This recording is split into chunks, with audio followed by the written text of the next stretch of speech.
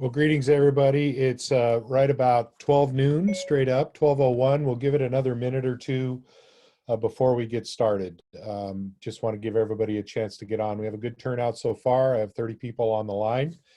Um, so we'll just give it a minute or two longer. Thank you.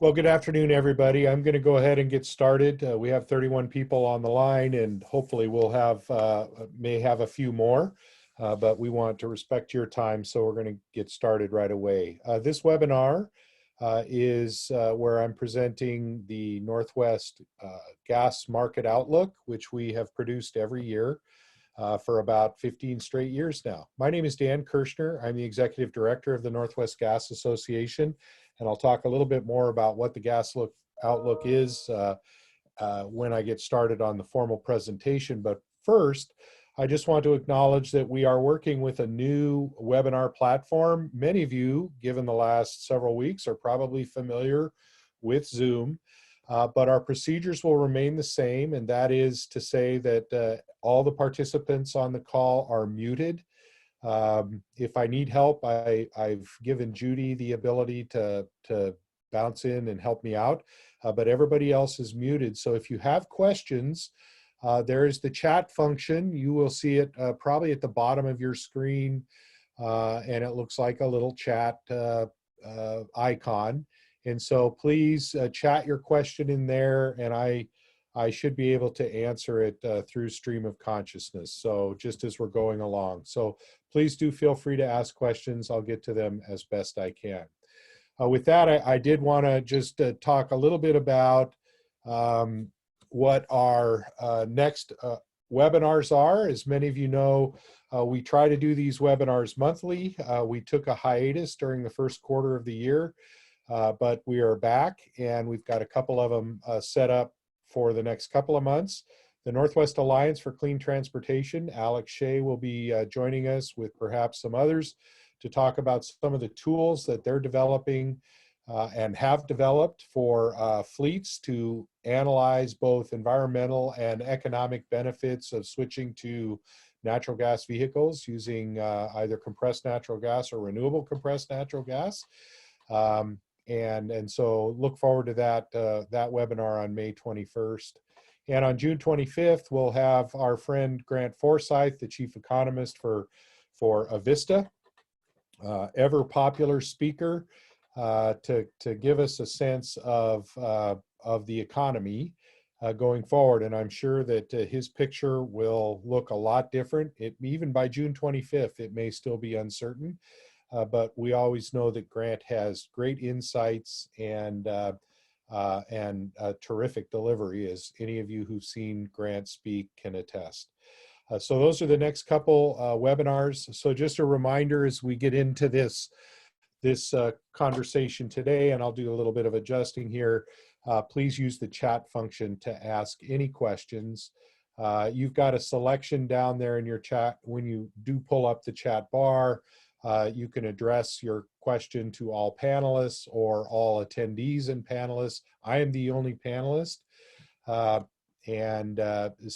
if you do all panelists, it'll come just to me. But it'd be great if you're willing to let folks know what your question are, just address it, select the all panelists and attendees function, and then everybody can read it in their chat bar. Okay, moving forward. Let's talk a little bit about the Northwest Gas Association. I recognize a lot of names on the attendee list here, so you all are pretty familiar with who we are. but I have a spiel that I like to deliver, so I'll do it. The Northwest Gas Association represents the 6 gas utilities and 3 pipelines that serve about 3.3 million households and another almost 400,000 businesses throughout the Northwest as defined by Idaho, Oregon, Washington, and British Columbia. About 10 million residential consumers, and as I mentioned, more than 350,000 businesses and industries that rely on natural gas. You can see our members here, and that's who the Northwest Gas Association is. This is the Northwest Gas Association by the numbers.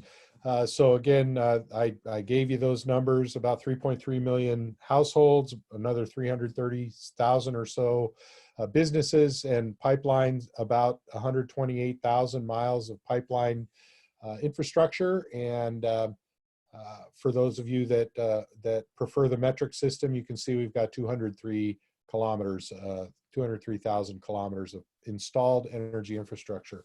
I like to remind people of this all the time. This is a huge and priceless, I think, asset for the region. It is an installed energy delivery system that we have invested, all the residents of who use natural gas in the region have invested in over the years and are continuing to invest in to keep it safe and reliable and to keep that energy flowing. So that's who we are by the numbers. And I'm going to not read this, but these are some of the benefits of natural gas to the region. And if any of you've read our Outlook study, you will note that I am tracking pretty much page by page through the Outlook study here. But there are a variety of benefits that natural gas has to the region. As I mentioned, 110 million residents, probably the energy that fuels hundreds of thousands of jobs, lots of energy. Something that people aren't really aware of, because we tend to be an electric-centric region, is that over half the region's total non-transportation energy consumption, it comes from natural gas, either directly or as a fuel to generate electricity. And I've already mentioned the 128,000 miles of installed energy infrastructure. It's important for folks to understand that in some cases there are several industries out there that don't have options beyond natural gas, that electric generated heat is just not hot enough to do the processes that they have to do. I think just a couple of examples.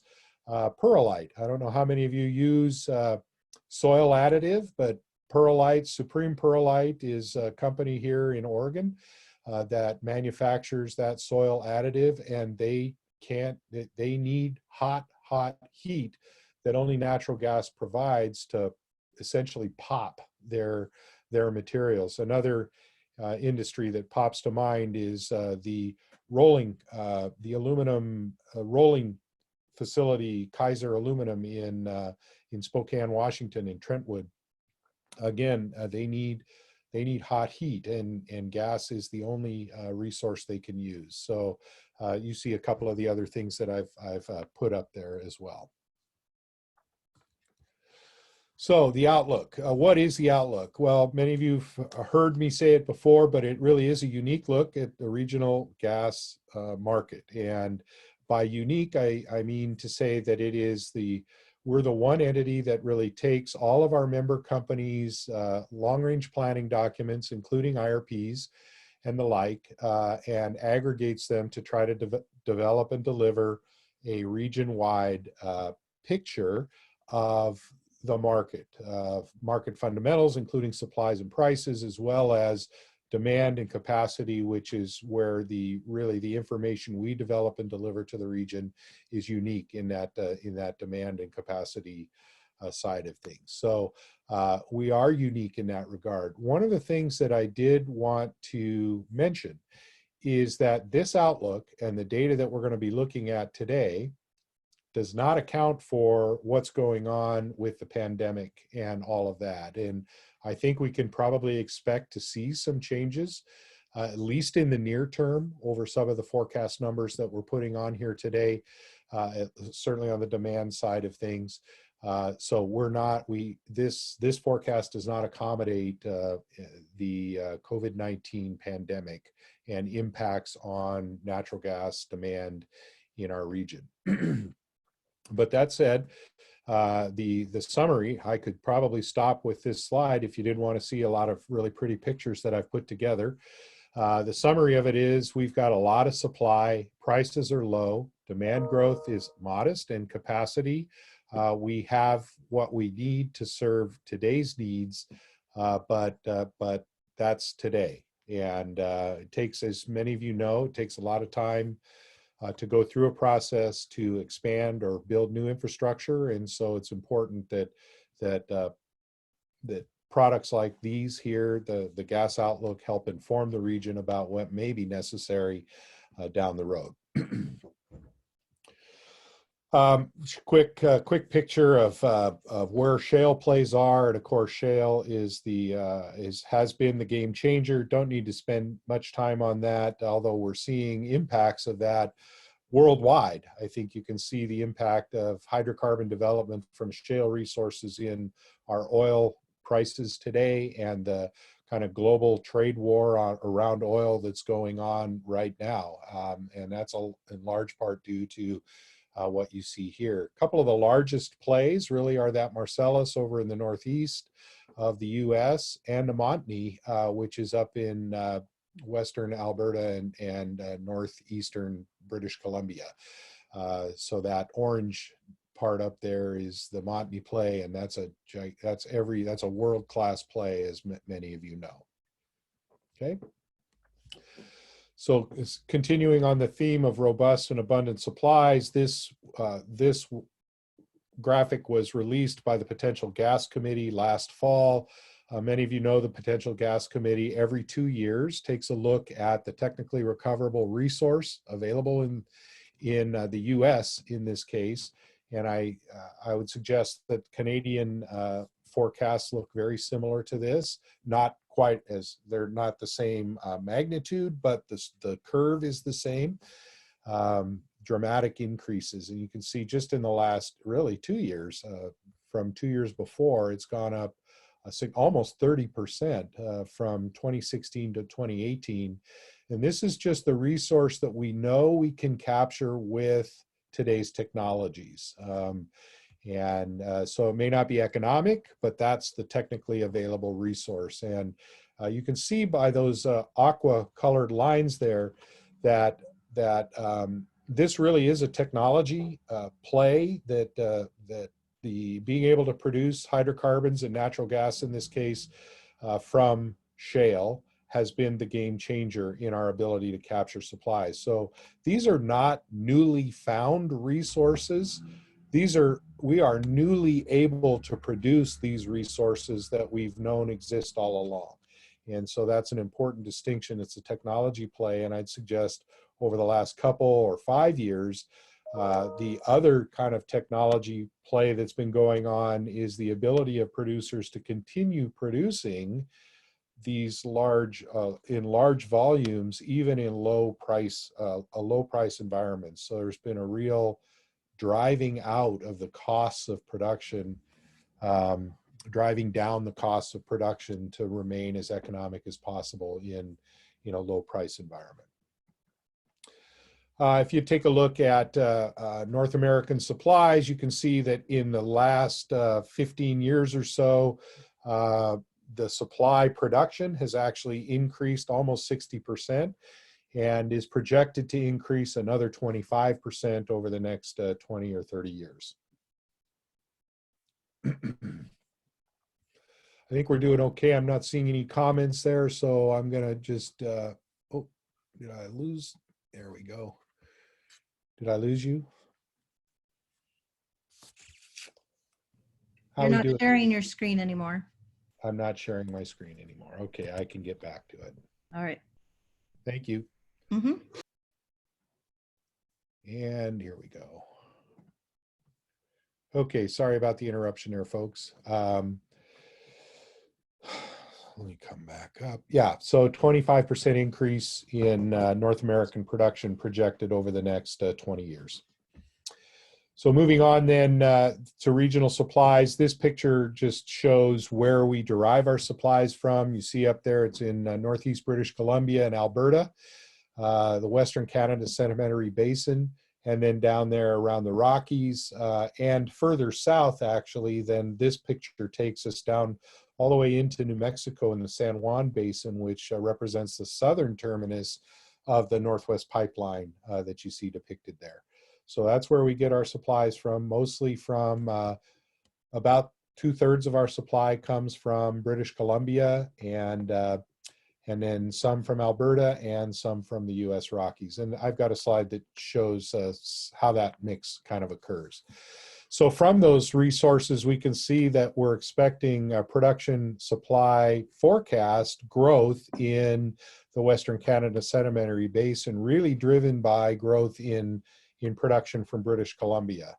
And you see from the Rockies and San Juan areas, pretty flat. And that looks like a decline. It's pretty flat, maybe a little bit of a decline in there. But I want to make clear to everybody that decline is not because the resource is expiring or fatigued. It's because there's no investment in that area to produce out of those areas, because there are lower cost areas like the Montney up in British Columbia, where producers are investing to continue producing gas. So it's flat or declining a little bit in the Rockies, mostly because the investment is also flat in production there. Okay.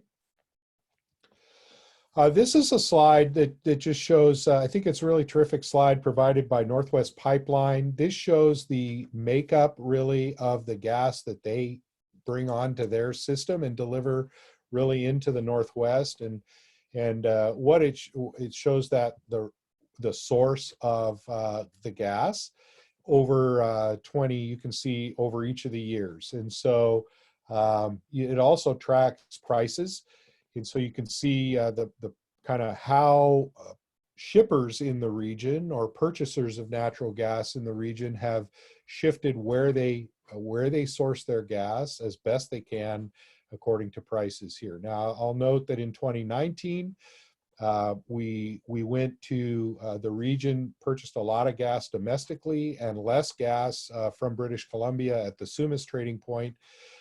Mostly because there was a constraint there due to the Enbridge rupture that occurred in late 2018 that constrained that resource for most of 2019. So it just shows again that shippers in the region have optionality from where they source their gas, and subject to capacity constraints or the ability of capacity to access that optionality. Okay. I want to take a minute. We have a couple of sidebars in this year's outlook, and one of them has to do with the promise of renewable natural gas or renewable gases. And I just would say that the utilities and others in the region are looking for ways, are really investing in the opportunity to help lower the carbon content of the fuel that we're shipping through that 128,000 miles of pipeline that I referenced earlier. And one of the ways to do that is by integrating renewable gases. And we can start with renewable natural gas, which is what we characterize kind of biogas or gas derived from human waste streams, in effect, whether it's a landfill, as this picture depicts, or wastewater treatment plant, or agricultural operations, for instance, dairy. In some of those cases, renewable natural gases are actually a carbon negative. So if on a carbon index score, gasoline, for instance, has a carbon index of 100. Landfill gas might have a carbon index, and I'm just tossing numbers out here to give you a sense of magnitude. Landfill gas might have a carbon index of around 40, and wastewater treatment might be around 20 or 30. And dairies have a carbon index score of around -250. So as we're able to capture these waste streams and put them to beneficial use by cleaning up that gas and injecting it into the pipeline system, that creates a great opportunity to utilize this vast and priceless infrastructure that we have in a way that also helps the region achieve its greenhouse gas emission reduction, climate action. And there's also a renewable hydrogen, which is a concept that's it's proven. We know how to do it. Electrolysis is a pretty proven fact. So we can use excess renewable electricity, like when the wind is blowing, maybe in the middle of the night, nobody's using it. What do you do with that electricity? Or maybe we have more wind than we need, or more solar than we need in the middle of the day. What do you do with that excess electricity? Well, you run it through, you use it to electrolyze water, which creates hydrogen and oxygen. So, and then it can be stored in a pipeline system for later use, or it can be injected into pipeline systems in certain quantities to, again, help contribute to lowering the carbon content of the fuel that we're shipping through those pipeline systems. But I think one of the great values of it is we hear a lot of talk in our region about the need for energy storage. And when people talk about that, they're usually referring to electricity storage, and they're usually referring to batteries. But batteries are really only good for 4 to 6 hours. I think there's 6-hour batteries out there that are being discussed now or being developed now, but that doesn't really get you through the night. So being able to store hydrogen is an energy storage technique that will help us get over longer duration events than just an immediate kind of 6 hours here and 6 hours there if we have a multi-day event. So there's a lot of promise with renewable gases, whether it's renewable natural gas capturing waste streams, or renewable hydrogen, and others that we may identify going into the future. I'm going to shift gears a little bit now. We're going to talk about prices. This just shows the historic price of natural gas on the U.S. level. And I think you can see here dramatically the impact that being able to produce natural gas from shale resources has delivered to us. You can see there in the 80s and 90s, from 1981 to 1990, the average price of a decatherm of gas in 2019 dollars was almost $5 a decatherm. It went down on the heels of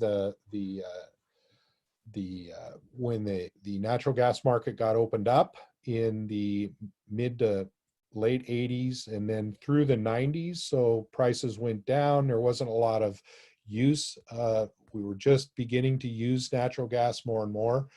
And then you have the first decade of the 21st century where there was a lot of gas-fired generation being built. When I first came to this industry in 2002, I remember I felt like there was a rush to gas on the heels of the Western energy crisis. There were a lot of gas plants being proposed and built in the region, or being proposed certainly and permitted in the region. By 2004, 2 years later, lots of utility leaders were saying, so in 2002 and 2003, when I first came to the industry, lots of utility leaders were saying, we got to build gas. We got to have the capacity and the energy we need to serve our needs, and gas is the option for us. And you saw prices start to go up as demand went up and supplies didn't go up. And then in 2004, there was a lot of concern around the price volatility of natural gas as a fuel for generating electricity in this case. And you can see that price volatility depicted here.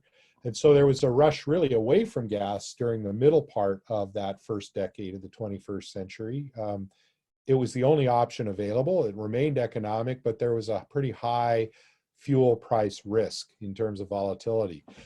I'll ask this question, but I'll also answer it so y'all don't have to. But that first peak there, I'm just wondering if anybody has a guess of what that might be. And if you guessed, hurricanes Katrina and Rita in 2005, you would have been right. And that those at that time in 2005, 20% of North America's natural gas was being produced out of the Gulf of Mexico. And when hurricanes Katrina and Rita blew through that area, they took off 95% of that production for a period of time. And so you saw this very large spike in natural gas price because virtually 20% of the supply was cut out, even though there weren't demand cuts in demand to match. And so pretty significant spike in 2005. The second spike there really was when we hit right prior to the recession, when we hit we had the flight to commodities that happened in the first half of 2008 and was driving up the price of natural gas. I know Randy Friedman can remember this as well. Being in a commission hearing of the Oregon Public Utility Commission, talking about the fact that on that day, July 1st, 2008, gas prices hit about $13 a decatherm, which was unheard of for our region anyway. And I can remember Randy Friedman saying to the commission something to the effect of, "Mr. Chairman, we're really counting on these prices not being real and hoping that they come down," to which the chairman responded, "Mr. Friedman, we are counting on it too." And actually, the very next day, the prices started to come off as the recession became real and really kind of took root in people's minds and imagination. Then the recession just started destroying demand. But at the same time, we suddenly had this influx of supplies. If you remember back to one of the first slides I showed, started coming into the system. Now, at this stage of the game, I was a skeptic. I'd heard by now of hydraulic fracturing and horizontal directional drilling and shale, but I didn't know what it meant. Although it seemed like a great development, nobody really, at least I didn't, in 2008, had a very clear sense of whether it was real, and if it was real, how real it was. And it was really about 2010 before, I think, this is my perception, before our industry kind of wrapped its head around the fact that, yeah, not only was this real, but it was dramatically real. And there you see this last decade, what's happened because of that. And I could say I did a little calculation that took me, if we had, so the number I'll give you is 2015, and we've only added to it since then. But if we took 2015 volumes at 2005 prices, customers in the Northwest would have spent almost $2 billion more in energy costs than they did. Now, we've added to that number. I am confident it's well over $2 billion now, probably approaching $3 billion, and I'll probably do that calculation in the future. But I think it's really important to see that natural gas in real terms is as inexpensive as it ever has been. And that's an important consideration. So moving forward, here's the gas price forecast. Many of you have heard me talk about this. The blue line is the Energy Information Administration's annual energy outlook forecast. So that's for the US. The other jaggedy lines are done by the Northwest Power and Conservation Council. This was their forecast, which they updated, their fuel price forecast, which they conduct as a part of their modeling input to figure out what the Northwest electric system will look like going forward. So you see those jaggedy lines, the three red, purple, and green lines there are their fuel price forecast at different trading hubs that are relevant to the Northwest. But in every case, you can see, and this is really dramatic, you can see that none of them get to above $5 a decatherm by 2050.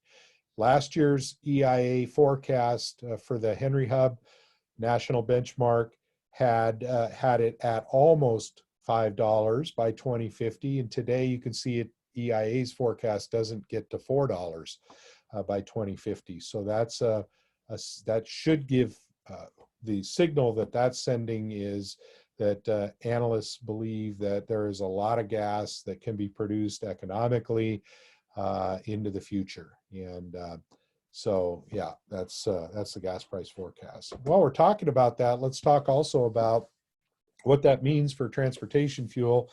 So many of you are aware that the Northwest Gas Association sponsors an organization called the Northwest Alliance for Clean Transportation, a natural gas vehicle advocacy organization. So I like to take every opportunity I can to talk about the opportunities that present themselves in that area. I mentioned earlier that one of the legs of the stool of responding to climate action, the desire for climate action in our region, is to lower the carbon content of the fuel that we're shipping through the region. A second leg of the stool is to replace dirtier fuels with a fuel that with natural gas in applications where it makes great sense to do so. And in this case, you can see economically, it makes a lot of sense to contemplate natural gas as a transportation fuel, particularly in the heavy-duty transportation sector. So think of the Class 8 tractors, big, Freightliner trucks and the like. But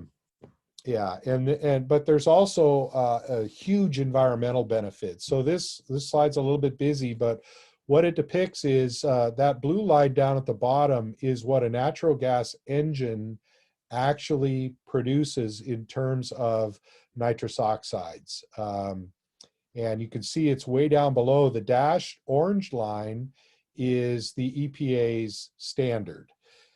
So that blue line is what a natural gas engine produces in NOx at any speed. And that sloping black line there is the most modern diesel engines, the amount of NOx that they produce at different speeds along the chart there. So you can see the point this makes is simply that there are public health benefits to be had too from transitioning dirtier diesel applications to much cleaner natural gas, and those benefits are only enhanced when you incorporate renewable natural gas into the transportation sector. So moving on then. So we're going to shift gears now and start talking a little bit about demand. This is where we get specific really to our region instead of talking generally. You can see here, I mentioned in my introductory slide that the region actually uses more energy via natural gas than it does electricity. You see that orange line up there is how much electricity the region consumes or has consumed over the last 20 years or so. And the yellow part of the bar is the amount of gas used to generate electricity. And you can see there that's variable. Obviously, natural gas is the resource that's on the margin in the region. In other words, it's the first resource off and the last resource on when, say, hydro, wind, and solar and nuclear, and to some extent coal, when they are all serving the needs, then we don't need gas. When one or another of those, or when that collection of resources added together doesn't serve the need, then natural gas generation comes on. And it goes off when those other resources can come up. So so we actually consume more energy, including the energy required to generate electricity that we consume in the region via natural gas than we do via electricity. That sometimes comes as a surprise to people. You can see, I think the other variation I'd note for you is in the industrial demand, where we've lost some industrial demand in a couple of tranches. One on the heels of the Western energy crisis, where the primary metals, mostly aluminum, industry left our region. They found it more economic to sell their power contracts than they did to use their power to manufacture aluminum. So it was a perfectly rational decision for them to make, and they made it. And the consequence of that is we have, I think, 2 smelters out of what used to be 10 operating in our region. The second tranche was, of course, on the heels of the Great Recession. There you see 2010, it really shows up, and 11, and where we lost a good chunk of wood and paper product production in the region. That wasn't all of it, but that's probably the dominant industry that was affected most deeply in our region. And most of that productive capacity that's been shut down here in our region simply was shifted to more modern, more productive plants elsewhere in the country. And so I think of driving down I-5, south on I-5, heading into Albany, that Weyerhaeuser plant that used to be right on the freeway is now just a vacant lot. So that's emblematic of this trend that I'm showing you here. So moving on then, we'll talk, I just want to talk a little bit when we get to this notion of electricity, how much electricity the region uses and how much we use from natural gas. Those were on annual basis, but let's really drill down to what it looks like in a single hour. This is an hour that actually occurred in our region. This was January 5th, 2017, during a peak hour. And you can see there that the electric system delivered about 30,000 megawatts of electricity, of energy to the region, while the gas system delivered about 1.5 million therms, or 1,500 decatherms, or 1.5 million decatherms, which is equivalent to, 1.5 million therms, which is equivalent to 44 gigawatt hours, or about 50% more than in this 1 hour. About 50% more energy was delivered to the region via natural gas than the region consumed via electricity. That is about the equivalent of 6.5 Grand Coulee dams. So you can imagine that the gas system delivers a lot of energy, particularly in those peak periods, those 1 hour or 1 day or 3 day periods when it gets especially cold. We are providing a lot of warmth and heat for the region. The gas system is. I'll also say, though, that residential and commercial consumption has been decreasing over time. My guess is that's also true, but it's harder to kind of come up with a figure for industrial because the intensity figure would be more like on widgets produced. So I'm sure they're more efficient and more productive than they were, but this tells you something about the residential commercial sector. While we've had 124% growth in units, in consumers, residential and commercial consumers, since 1990, that their per capita consumption has gone down by 32%. So it's pretty dramatic there. Okay. So let's take a look at the forecast. It shouldn't come as a surprise to anybody. Our residential and commercial forecast, that's the green and the red line on this chart, are about the same as they were last year, about a little over 1%. Let's just call it 1%. Industrial demand is off what it was last year at 0.2% now. It was, I think, 0.5% last year.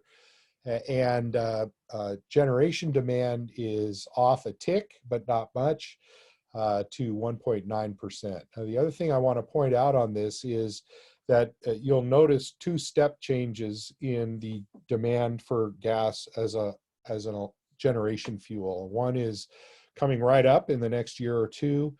Both of those step changes coincide with scheduled retirements of coal plants in the region. So in 2021, 22, we know that Boardman will be closing. It's 550 megawatts basically of power. We know that Centralia, the boiler 1 out of 2, will be retiring in about the same time frame. And so what we're suggesting here, I think from our forecasts and planning documents, is that natural gas is gonna take up some of that slack, at least in the near term, stays flat until about the end of the decade when there's a little bit of step up again. And that coincides with, actually at that time it coincided, I think, with the retirement of Colstrip 1 and 2, which is happening.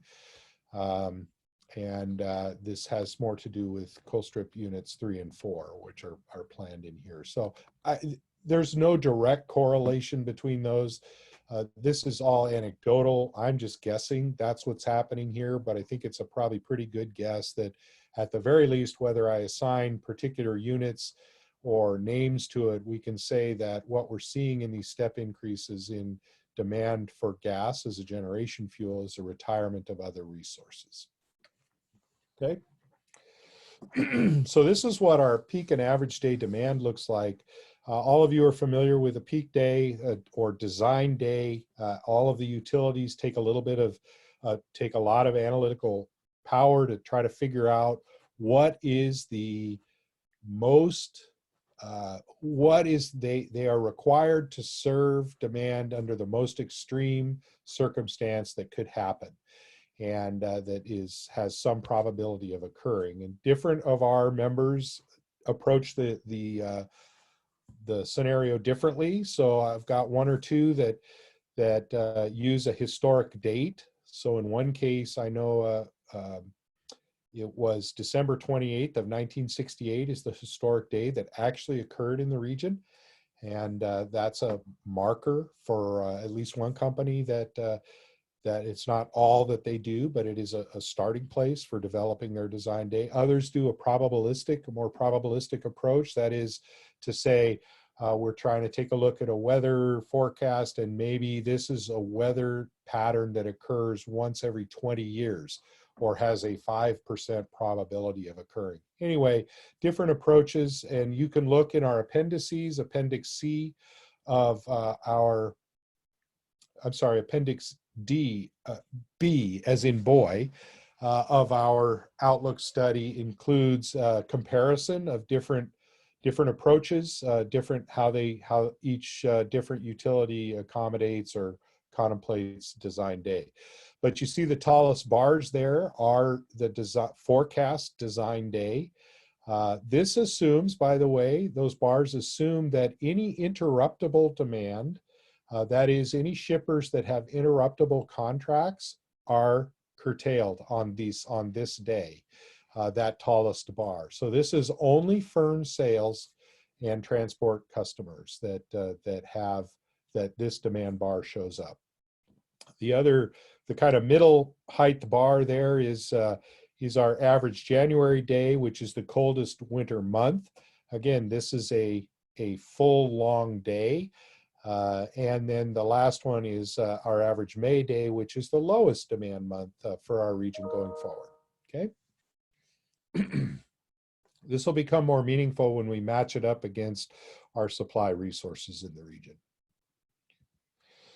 Another of the sidebars that we've written has to do with methane emissions. There's a lot of discussion around upstream emissions in the region, or actually I would say related to the natural gas system in general, including in our region. And I just wanted to put a couple slides together to put that in context. So this was based on the EPA's inventory of greenhouse gas sinks and emissions.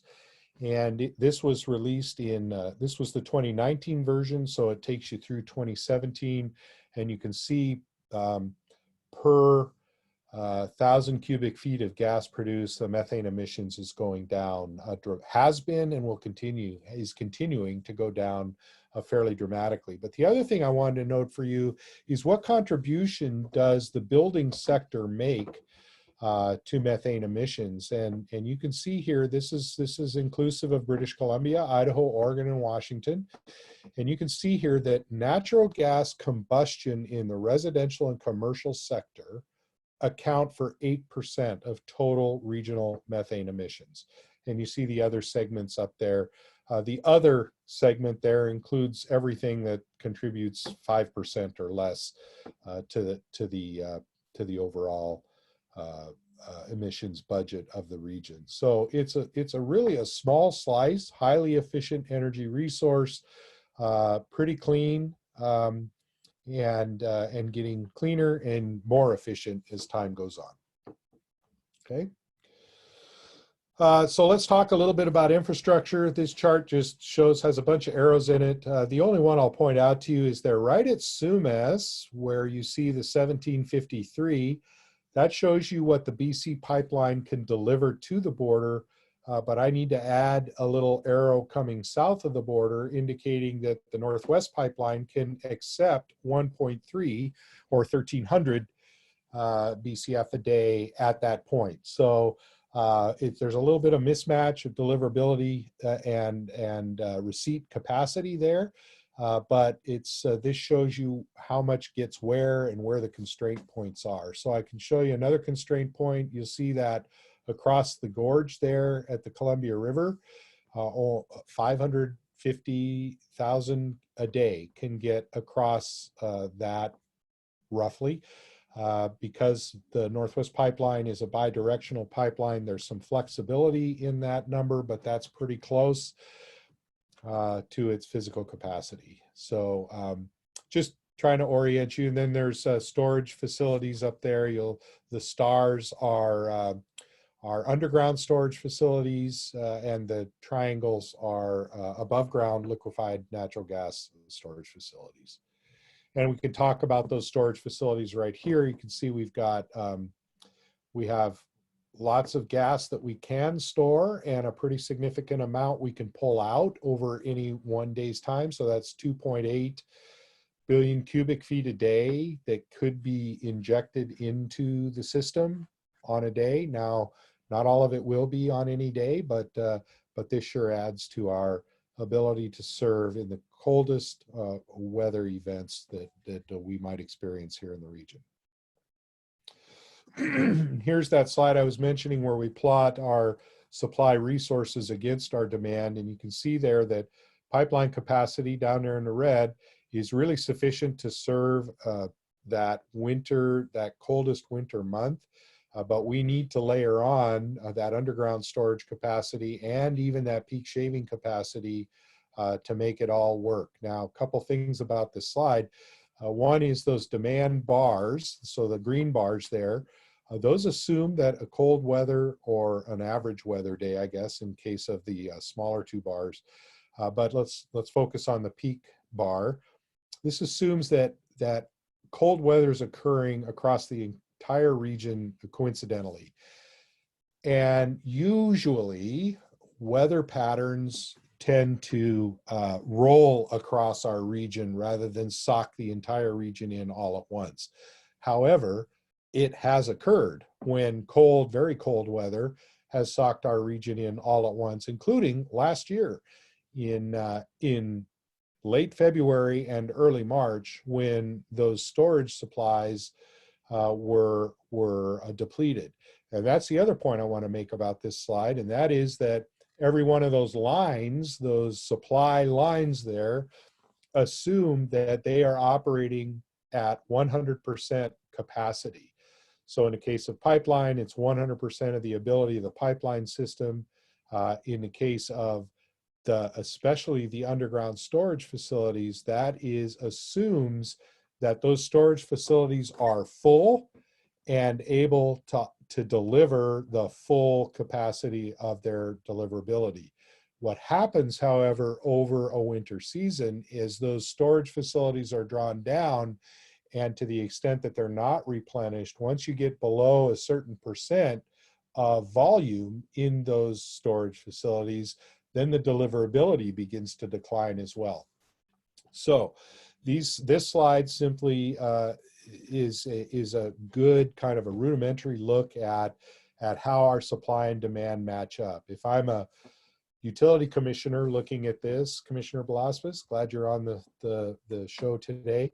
I'm thinking to myself, probably, and not to put words in their mouths, but I'm probably thinking to myself, That's not a bad picture. That indicates to me that we haven't over-invested or overbuilt the system, that ratepayers are not paying for more than they need to pay for. However, if I'm a system operator, I am looking at this and gnawing on my fingernails a little bit because it looks pretty tense. And then we have experiences like we saw last winter. And so I wanted to just talk a little bit about that. We actually have had a couple of instances where pipeline capacity has been fully utilized. And so if I think about the 2013-14 winter, and you can see how prices correspond when capacity is fully utilized, here you can see in that 2013-14 winter what happened. And so we hit capacity and of course prices spiked. We saw that last year as well. And this is one that kind of takes a look at, again, we're on an average day here, not a peak day necessarily, but an average month day. Takes a look at capacity utilization. So you can see I've plotted a couple of actual years against our first year forecast. Now the actual years reflect the actual weather of that year. And however, the blue bar there reflects a normal weather, assumed normal weather. But the thing I want to point out to you here is in December, both actual and the forecast demonstrate that for the month, for an average day in December, we're utilizing more than 90% of pipeline capacity. Now that actually has occurred, and it's also forecast to occur. And that January month, you can see in 2016-17, once again, we hit that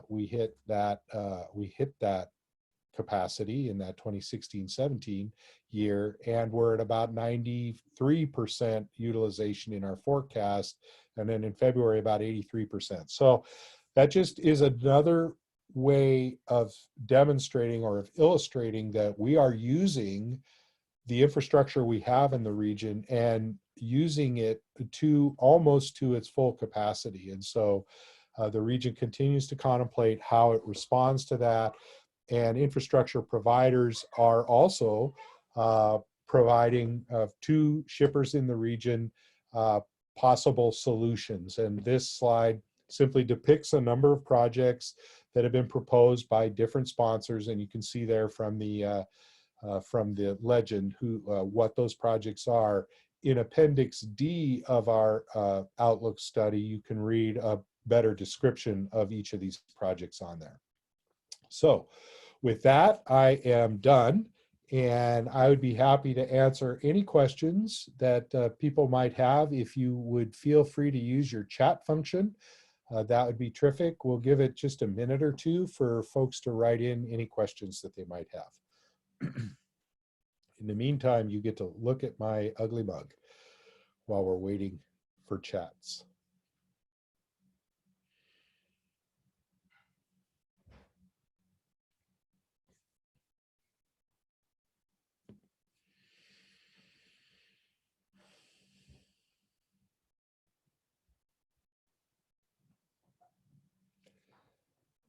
Well, I don't know if anybody's furiously typing.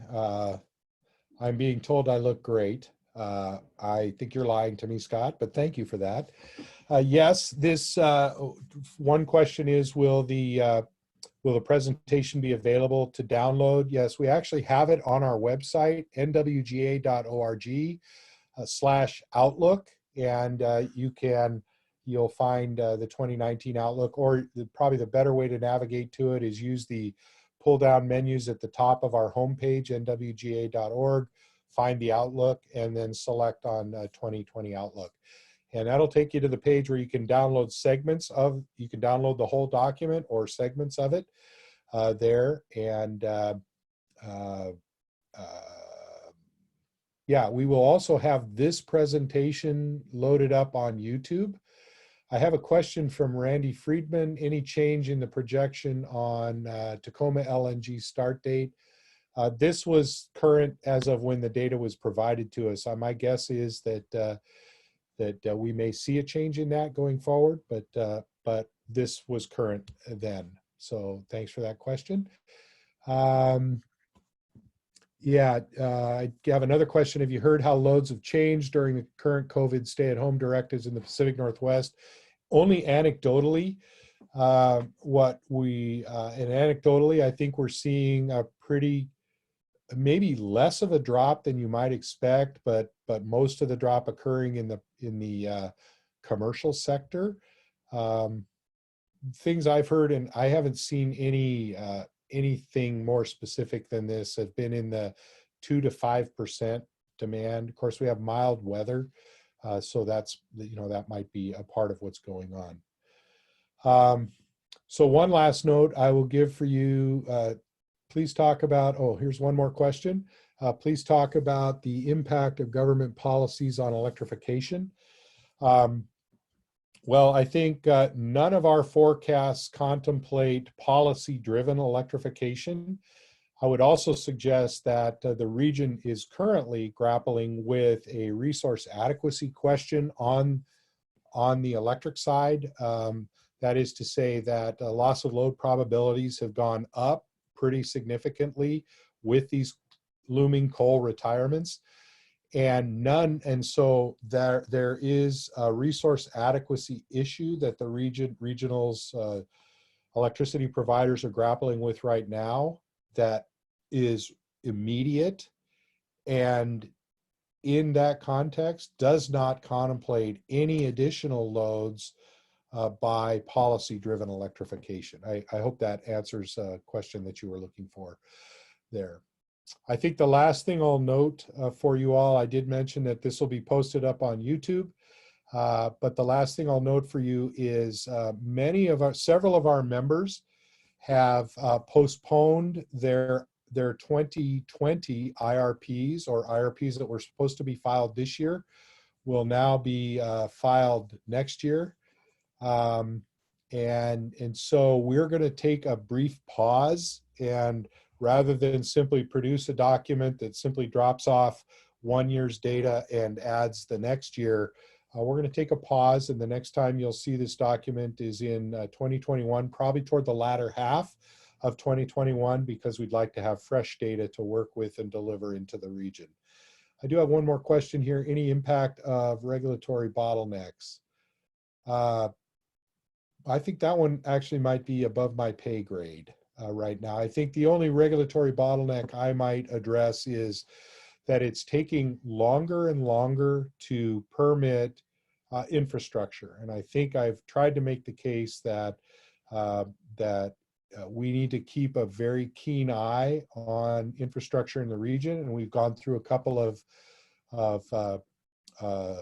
instances, especially like last year, where we've seen disruptions in existing infrastructure. So if it's going to take 3 or 4 or 5 years to develop new infrastructure, that's where we're seeing some regulatory impact. I think is just the time to get new infrastructure in the ground is lengthening, and so we need to be paying close attention to that. With that, I want to thank you all for your time and your attention today. You have my email down there, so you can reach me with any questions offline. I'm happy to entertain them. You have our phone number up there, although I'm going to give you a different phone number. I'll give you my cell phone number, which is 503-880-7269. Please feel free to call me if you've got questions or have additional follow-up you'd like to do on the Outlook study. With that, I want to thank you again for your time, and look on the YouTube for a replay of this, or go to our website to download your own copy of the Outlook study. Thank you all. I hope you have a terrific day, and I really, really do pray and hope that you and your families are staying safe and sound in this difficult time. So thanks, and we're going to sign off now.